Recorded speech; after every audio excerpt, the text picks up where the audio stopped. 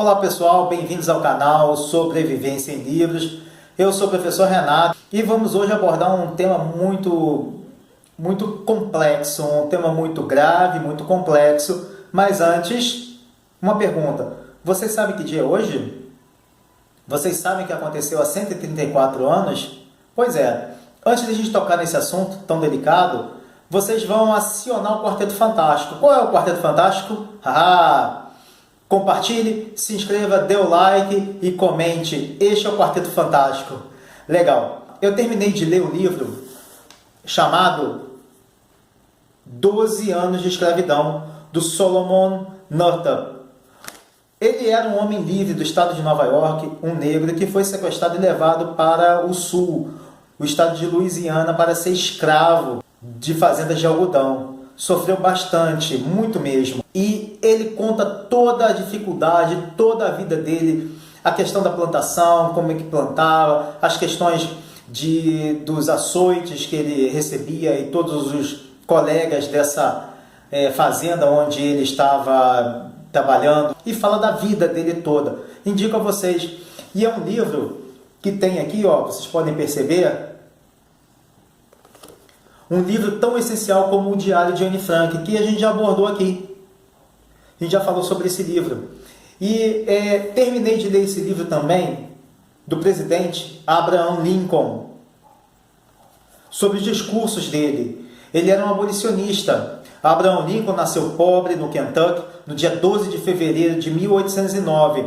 Ele se fez advogado, foi abolicionista e eleito presidente em 1860. Apoiado pelos estados do norte. Ele enfrentou a Guerra de Secessão, que é a união, os estados do norte, contra os confederados, os estados do sul. Ele foi reeleito em 1864, batalhou muito contra os escravocratas. Em janeiro de 1865, após uma proposta à emenda constitucional contra a escravidão, em abril daquele mesmo ano, no dia 11, ele promulgou que todos os negros poderiam participar do pleito eleitoral. Mas isso desagradou muita gente, principalmente o ator John Wilkes Booth, que foi contra, radicalmente contra. Em 14 de abril, enquanto o presidente Abraham Lincoln, estava assistindo a uma peça no Teatro Ford, Booth entrou e deu um tiro na cabeça do presidente. Na manhã seguinte, lá por volta de umas 7, 7h30, já no dia 15 de abril, o presidente Abraham Lincoln foi considerado morto. Este fato deixou o mundo da época do século XIX totalmente perplexo. E Dom Pedro II, um abolicionista, vou reforçar isso, lutava contra a elite ruralista escravocrata do Brasil. Enquanto os Estados Unidos eram divididos, Tanto é que tem um discurso do Abraham Lincoln que fala sobre o discurso da casa dividida. Exatamente porque os estados do norte apoiavam a liberdade de todos os seres humanos, negros, brancos e por aí vai, e imigrantes também. Os estados do sul eram escravocratas. No Brasil não. No Brasil a gente pode falar que quase 100% do Brasil era escravocrata. Claro que pipocavam aqui e ali algumas fazendas que não eram escravocratas, embora tivessem trabalho de mão de obra negra. Mas não eram escravocratas, eram abolicionistas até. Intelectuais brasileiros daquela época estavam em lados opostos. O escritor José de Alencar era escravocrata e pertencia à elite ruralista do Ceará. E o escritor Machado de Assis, o maior escritor da literatura brasileira, era negro, abolicionista e nasceu no Morro da Providência, no Rio de Janeiro. É importante a gente falar também que a escravidão, toda escravidão é terrível, mas no Brasil foi insuportável, foi desumano. Se houver alguma humanidade também na escravidão ocorrida nos Estados Unidos. Só que o que eu quero falar com isso é que nos Estados Unidos a escravidão foi pesada, foi dura, mas ainda assim o negro conseguia ir à igreja no domingo, o negro tinha a licença do seu senhor para comemorar o Natal durante 3, 4 dias, uma semana. E no norte do país, nos estados do norte, principalmente em Nova York, os negros eram livres. Muitos deles foram sequestrados, como Solomon Northup, que era natural do estado de Nova York. Então ele era um negro livre. Ele foi sequestrado e levado para o sul para servir de escravo. Isso acontecia muito nos Estados Unidos e aconteceu também no Brasil. Só que no Brasil, os negros não tinham direito de comemorar Natal, ir à igreja e não eram livres. Só depois de várias leis, como lei do sexagenário, lei do ventre livre, e que o negro começou a ter autonomia ou liberdade para seguir a sua vida. Mas foi muito difícil, foi muito doloroso. No Brasil, a escravidão foi tão severa que até hoje as consequências são refletidas na sociedade negra do Brasil. Até hoje, essa chaga, essa ferida não foi fechada. É importante a gente pensar nisso. A Nigéria é o país mais populoso do continente africano. O Brasil tem a população negra fora da África a maior do mundo, seguida apenas dos Estados Unidos. Aqui no Brasil tem mais negros do que na própria Nigéria. Olha só que impressionante isso. E os negros aqui no Brasil? Como são tratados? A gente tem que pensar sobre isso. A gente tem que pensar muito sobre isso. O negro nos Estados Unidos, depois de ter atravessado as décadas de 1960 e 1970, com os movimentos Black Power, Black Panther, que são os Panteras Negras, alcançaram vários direitos apoiados por pessoas como Dr. Martin Luther King, Muhammad Ali, principalmente da igreja protestante, do gospel, que fez com que eles encontrassem força em Deus, força naquilo que eles acreditavam, para não deixar o seu espírito quebrar. E aqui no Brasil, o que aconteceu? O acesso ao esporte nos Estados Unidos é diferente no Brasil. Aqui no Brasil, o olheiro passa, vê alguém jogando basquete, vê alguém jogando futebol e diz o seguinte: você quer jogar? Faz um convite, né, para jogar no clube. Nos Estados Unidos, não.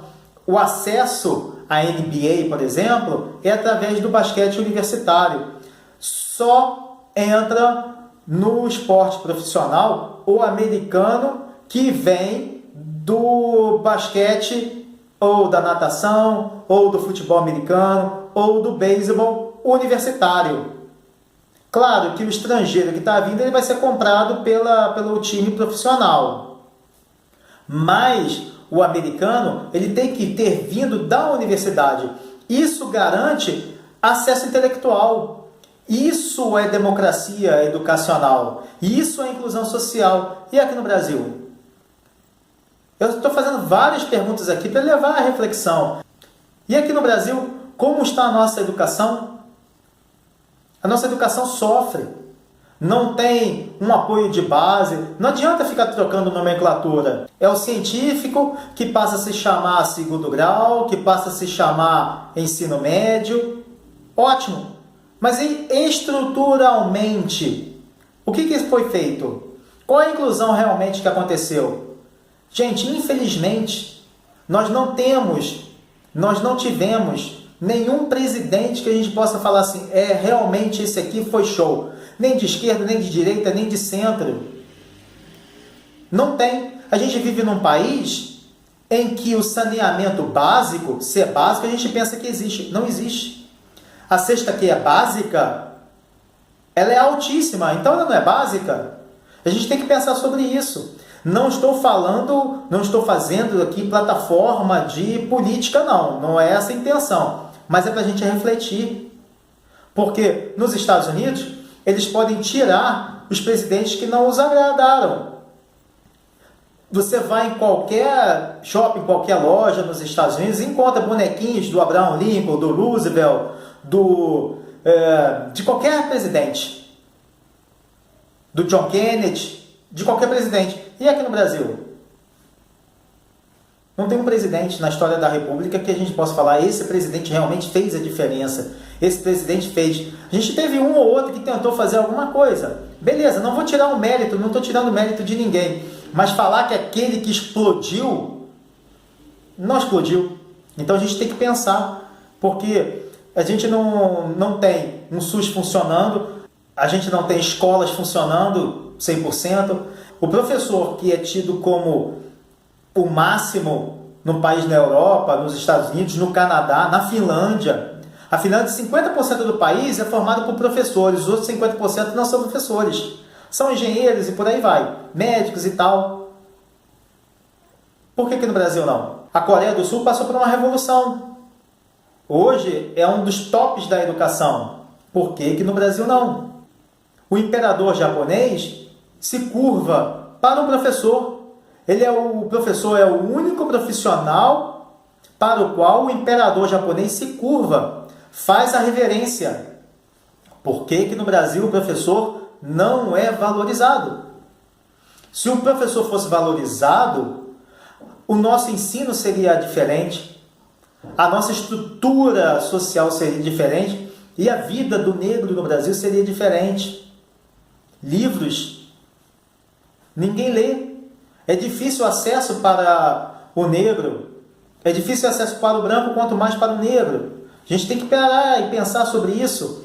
Temos vários movimentos negros no país e ainda bem que eles existem. Realmente, tem que ter, eles têm que mostrar o seu sangue, tem que recuperar as suas raízes. É isso mesmo. Olha o caso do congolês Moise, o que aconteceu? O caso do rapaz agredido junto com a tia naquele shopping. E aí, aquele caso do rapaz que foi enforcado no estacionamento do supermercado, ninguém sabe o que aconteceu. Há pouco tempo teve um rapaz aí que foi alvejado dentro do condomínio onde ele morava. Todos esses casos que eu estou abordando aqui com vocês, porque os rapazes são negros. Eu vi há algum tempo atrás, acredito que tenha sido no caso do Moise, não me recordo se foi durante a repercussão do caso do rapaz que foi alvejado no seu condomínio, de movimentos negros pedindo para as pessoas nos grupos de WhatsApp, mídias sociais, não escreverem kkk, como se estivessem rindo, kkkk, porque kkk faz lembrança a Ku Klux Klan. A Ku Klux Klan, que tem membros no Brasil, é uma organização americana para queimar negros. Uma organização que aconteceu, que foi formada aproximadamente no final do século XVIII para o século XIX e ainda tem força nos estados do Sul. Enforcam negros, queimam os negros, queimam suas residências, assassinam negros. Comentei com algumas pessoas falaram assim, isso é mimimi. Mimimi? Queria ver se essas pessoas fossem negras no Brasil, como é que seriam? Será que elas iriam achar mimimi? Então é um momento para a gente refletir sobre tudo isso que está acontecendo. E eu escolhi o 13 de maio para prestar homenagem aos meus alunos, porque eu sempre falo com eles, vocês acham que se vocês não estudarem, que o meu filho branco vai perder a vaga para vocês numa disputa de emprego? Sim ou não? Pois é, a gente tem que refletir sobre isso. Eu não vou falar exatamente a cidade, mas eu vou citar 3 cidades aqui, que pode ser uma delas. Eu trabalhava ou em Leopoldina, ou em Cataguases, ou em Muriaé, na zona da mata de Minas Gerais. E eu fiquei sabendo de um caso de um ex-aluno da escola que eu trabalhava na época, não fui professor dele, mas esse aluno saiu daquela escola pública, se formou em engenheiro pela UFJF, Universidade Federal de Juiz de Fora, e foi concorrer naquela cidade, numa dessas 3 que eu citei, a um cargo de engenheiro. Ele foi passando pelas etapas, pelas dinâmicas, concorrendo com outras pessoas, sempre sendo aprovado. Quando finalmente ficaram os dois, ele e um outro rapaz, ele estudou na universidade pública, ele fez especialização, ele tinha vários cursos que as pessoas falaram, e se eu não me engano ele estava entrando no mestrado, estava começando o mestrado, enquanto que o outro vinha de uma universidade particular, não tinha tanta formação e capacidade como o rapaz, só que o outro foi aceito na vaga. Por quê? Porque o outro era branco, enquanto que esse rapaz, negro. Até quando? Até quando isso vai acontecer no Brasil? É um momento da gente refletir. Até quando as pessoas vão minimizar os apelos dos movimentos negros no Brasil? Como esse do KKK, em que eu comentando com outras pessoas, as pessoas disseram: ah, isso é mimimi. Não é mimimi não, gente. É uma questão para a gente pensar, é uma questão para a gente refletir e fazer a mudança. A mudança tem que ser interior, a gente tem que mudar a nossa cabeça. Fala-se tanto de empatia, mas vamos nos colocar nos lugares dos nossos irmãos negros. E se a gente fosse negro nesse Brasil, como seria? Pois é, eu digo para vocês, sem sombra de dúvida, que se eu fosse negro, eu preferia ser negro nos Estados Unidos. Eu preferiria ser negro na Inglaterra, ser negro no Canadá, ser negro na Finlândia. O lateral esquerdo do Botafogo, o Raimalainen, é negro e é da seleção da Finlândia. Não estou falando que não exista o preconceito em alguns lugares. Existe o preconceito sim. Só que são em menor proporção, são em menor escala e as pessoas não aceitam e existe realmente punição. E no Brasil? Pessoal, eu sei que a conversa hoje foi muito densa. Hoje é uma data que realmente é para reflexão de brancos, principalmente de brancos, sobre a história do Brasil, sobre tudo que aconteceu e o que os nossos irmãos negros passam.